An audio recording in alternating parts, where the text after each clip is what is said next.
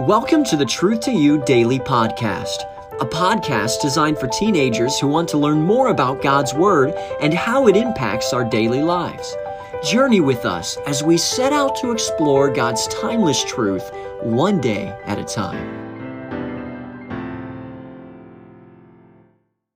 Hello, welcome back to the podcast. It is Friday, and what a day it is. The sun is shining here in Northern Virginia, and it's a special weekend. We've got a teen activity. We've also got groundbreaking ceremony for our church, our new property on Sunday. So much to be excited about, and in all of that, we're saved and on our way to heaven, or at least we are if you've accepted the Lord. Let's go ahead and get right to our memory verse and notice what it says here. 1 Peter chapter 2 and verse 15 says, "For so is the will of God, that with well-doing ye may put to silence the ignorance of foolish men." One more time, 1 Peter chapter 2 verse 15, "For so is the will of God, that with well-doing ye may put to silence the ignorance of foolish men." Let's go ahead now to our passage of study. It's 1 Kings chapter 9. Hopefully you've had a chance to read this already. And let's go ahead and read verse 7 here. A great principle that I want us to look at, and yet something I think that will help all of us. Then will, verse 7, then will I cut off Israel out of the land which I have given them. This is the Lord speaking here. "And this house, which I have hallowed for my name, will I cast out of my sight, and Israel shall be a proverb and a byword among all people." The verse before, God communicates to Solomon the things that he wants Solomon to do. To worship him fully, to keep his eyes upon the Lord. And this verse 7 are the consequences of not doing that. You know, we have never heard the audible voice of God, but Solomon sure did, right? I mean, as we go back and read these verses, we understand that this message is not being relayed to Solomon, but Solomon is actually hearing God speak to him. Boy, can you imagine what that would have been like? And in chapter 9 here, God, as he speaks, makes a promise to bless Solomon, to bless his house, to bless all Israel, but it's conditional if Solomon would follow the Lord with all his heart. And the Lord even included a command not to follow other gods. Now, these commands are really amazing to look back on once we zoom out on the life of Solomon and see it from start to finish.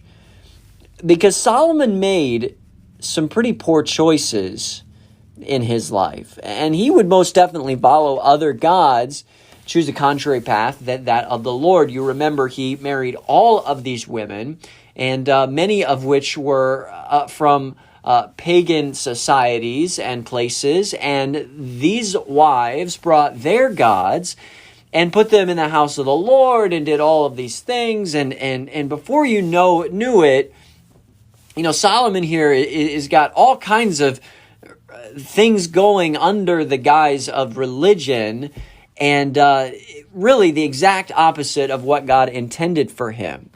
But I wonder if we could just stop for a second and think about this. I wonder what was going through the mind of Solomon when he was making these choices. God, remember, he heard the voice of God. I imagine this would have been an event that would have not been forgotten. You know, you may run into somebody and they're talking about something that happened to you 4 or 5 years ago, and you maybe say, I don't remember that. I don't recall that. This would not have been one of those events.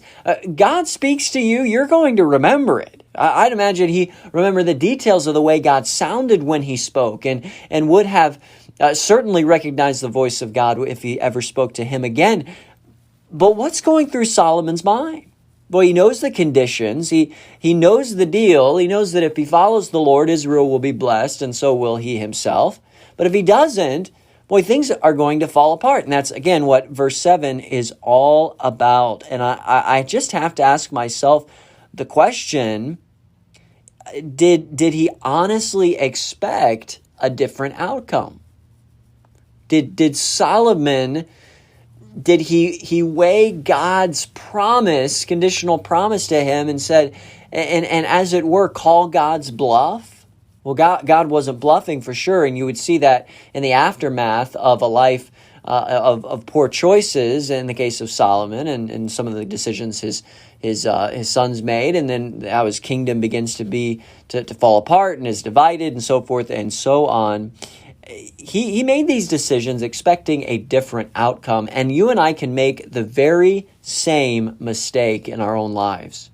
When we go full knowledge and choice of our will into sin, and we knowing the consequences and missing that mark, we go into it. What's really happening there? Well, we're trying to get away with something, but we're really expecting a different outcome when the Lord tells us, look, if we serve Him and honor Him, we're going to live a blessed life, a life that enjoys the presence of God.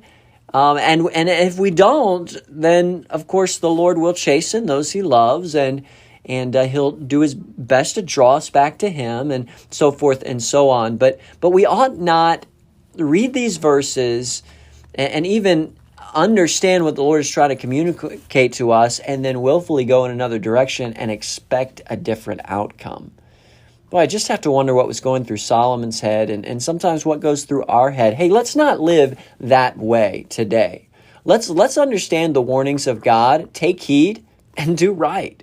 Boy, life is so much better when we make that type of decision. Before we go, I just want to mention our teenager of the day. We're praying for Lillian. Take some time to pray for her. Listen, we'll be back again on Monday to study another chapter out of 1 Kings, and I hope that you'll be here with us. Have a great weekend. Take care.